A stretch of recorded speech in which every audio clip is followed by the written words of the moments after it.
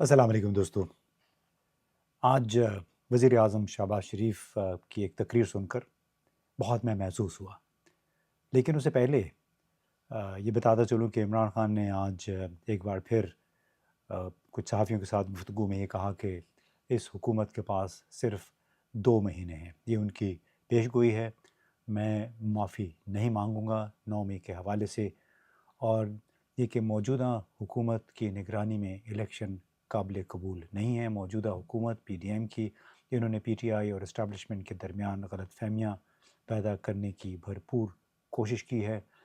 और मैं ये बताता चलूँ कि मेरे पास बहुत वक्त है, इनके पास वक्त ख़त्म हो रहा है। ज़्यादा से ज़्यादा शायद 2 महीने ये सरवाइव कर सकेंगे। ये है वो मुख्तसर सी टॉक थी साबिक़ वज़ीर आज़म की अडियाला जेल में। लेकिन शहबाज शरीफ ने आज कोई उलमा कन्वेंशन से ख़िताब किया। उस ख़िताब में बड़ी ज़बरदस्त बात थी। ज़बरदस्त क्या थी, आप पहले ख़ुद ही सुन लीजिए, ये वीडियो में देख लें कि उन्होंने अपनी तकरीर की इब्तिदा कैसे की। सिपह सलार की आज इंतहाई पुरजोश, ईमान अफरोज़ और दिलों को गरमा देने वाली तकरीर के बाद मज़ीद किसी इजाफे की ज़रूरत नहीं कि उन्होंने कुरान करीम की रोशनी में अल्लाह ताला के अहकामात के ताबे और नबी करीम सल्लल्लाहु अलैहि वसल्लम के इरशादात के ताबे जो आज एक जामे गुफ्तगू फरमाई है, वो यकीनन हम सब के लिए मशले राह है। तो जनाब, आपने शहबाज शरीफ की ये तकरीर सुनी। ज़ाहिर है उन्होंने चीफ़ अवामी स्टाफ जनरल आसिम मुनीर के बाद ये तकरीर की और उनको ख़राज तहसीन पेश कर रहे थे। मगर आज वाज़ेह हुआ कि शहबाज शरीफ किस तरह अपने बड़े भाई नवाज़ शरीफ को चक्कर दे के तो नहीं कहूँगा, लेकिन उनके साथ गेमें खेल के दोबारा वज़ीर आज़म बने, यानी उन्होंने इस ओहदे के लिए दोबारा क्वालिफ़ाई किया। बड़ी ज़बरदस्त खूबी है उनमें, कोई मौका हाथ से जाने नहीं देते हैं। और शहबाज शरीफ ने बुनियादी तौर पे अपनी इस खूबी पे आज मोहर साबित कर दी कि उनकी ये इज़ाफ़ी एक टैलेंट है कि किस तरह वो इंसान को फ़र्श से अर्श पे पहुंचा सकते हैं।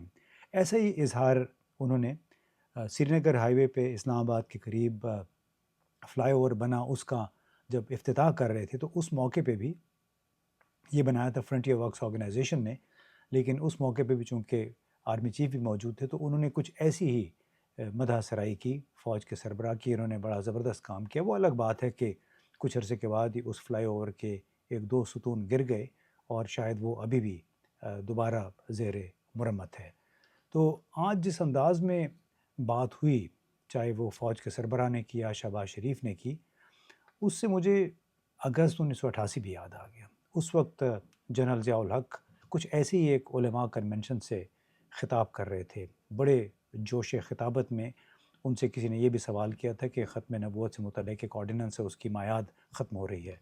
तो उन्होंने यूँ इशारा करते हुए कहा, मुझे हल्का-सा अभी भी याद है, ऐसे ही कि ऑर्डिनेंस की मियाद ख़त्म हो रही है, अब फ़िक्र ना करें, मैं एक और ऑर्डिनेंस जारी कर दूँगा। यानी बड़े तकब्बुर के साथ जनरल ज़िया-उल हक ने उस वक़्त ये बात कही।